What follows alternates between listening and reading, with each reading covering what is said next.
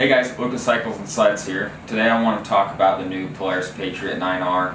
Basically, after spending about 10-11 days, about almost 400 miles on the new 9R, we have 3 of them, 2 that are completely stock. The one that I've been riding, we've been doing all of our R&D on our clutch kits for that new 9R. I want to go over some of the things that I found that I'm not super happy with on the stock clutching on the 9R and the benefits of the 9R in itself. Obviously, you know, if you've thrown a leg over a 9R, or if you haven't, you've heard other people talk about it, that the 9R out of the bottom is super grunty, tons of torque, super fast spin up on the track. It's just instantaneous throttle response, which just makes it really fun, makes it feel incredibly light, incredibly agile, and it's just an absolute weapon in the technical terrain. A couple of things that I found after riding the Stalker for a little bit that I really didn't like, that I really wanted to get rid of and improve upon, is all 3 of our slides stock from Polaris have the high elevation clutching in them. I did go over a little bit about kind of the clutching that was in it, kind of the helix numbers in a previous video, but I'll go over that again. Secondary, on the stock 9R, your black-purple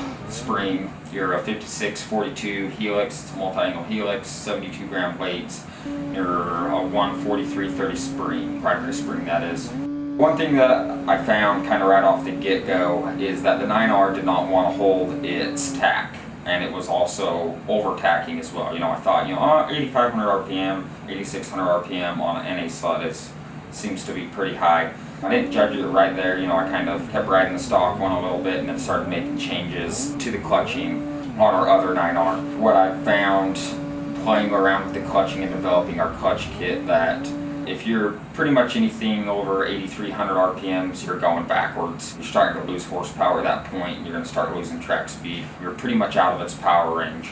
That's one thing that we really wanted to get a hold of. I also hated how it wavered RPM so much. So basically just like on a 30-degree incline, starting at the bottom and holding it wide open for that 45 seconds or 30 seconds, however long it takes to get to the top, I was basically seeing a variance of about 500 RPMs. So I was seeing, 8,600, and then I was seeing all the way down to 8,200 RPMs. Couldn't really find what it wanted, and it just really never settled in and just held a consistent RPM, which just kind of drives me nuts because I know the sled's not running at optimal performance. That was kind of my main thing that I wasn't super happy with. So that was one of the things that, obviously we wanted to accomplish and wanted to improve upon, was just settling those RPMs down and getting them to hold a consistent RPM, which we did accomplish that. So we'll talk about our clutching now. We're finally extremely happy with how our clutching is set up and how it's working. So first off, we already knew that we weren't going to gain a ton right out of the bottom, right at that first initial snap. With all the lightweight component parts and that big bore, Polaris knocked it out of the park on that. The most feedback I've got from everybody that I've put them on it versus a stock 9R is everybody comes back and says it pulls so much harder in the mid, and then it feels like it doesn't sign off near as much. So we're seeing a little bit of gain there on the bottom end. We're seeing about 5 to 7 mile an hour track speed. The hill that we always test on is 8,000 to 9,000 feet elevation, about 8 at the bottom, 9,000 at the top. Pretty much every time we've been going out, we've been riding it a foot or more of fresh snow, so that's been super nice for testing. But everybody really talks about that mid-range, and that's really one thing that I've been really impressed with our clutch setup, is that mid-range pull. Right out of the hole, pulls really hard, and it just keeps pulling and keeps pulling, versus the stock sled, kind of starts signing off after that first initial 20% of throttle.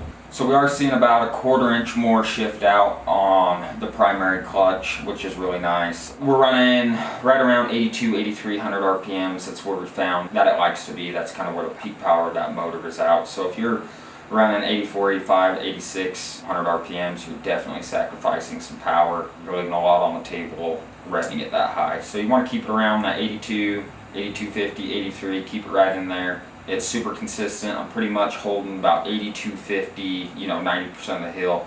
My skis come off the ground a little bit, I'll see maybe 83 for a minute. But that's where we found that 9R really likes to rev to, and nothing past. What I was actually really shocked on, we made some really big gains on our Polaris Patriot 850, just the NA version. We actually had one of our 850 clutch sleds riding with us a couple days ago when we were testing, and I really wanted to see how it would stack up against the 9R. I knew that we made, about 3/4 lengths gains on that 850, and I kind of had a sneaky suspicion that, you know, it was gonna maybe give a stock 9R a run for its money. And as you can see in this drag racing video, that 850 with our clutch kit in it holds almost dead even with the 9R until the last quarter of the hill. The 9R finally edged it out and pulled about a sled length over it.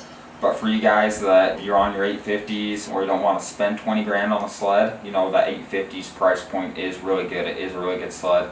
And especially, you know, throwing our clutch kit in it gains you a ton.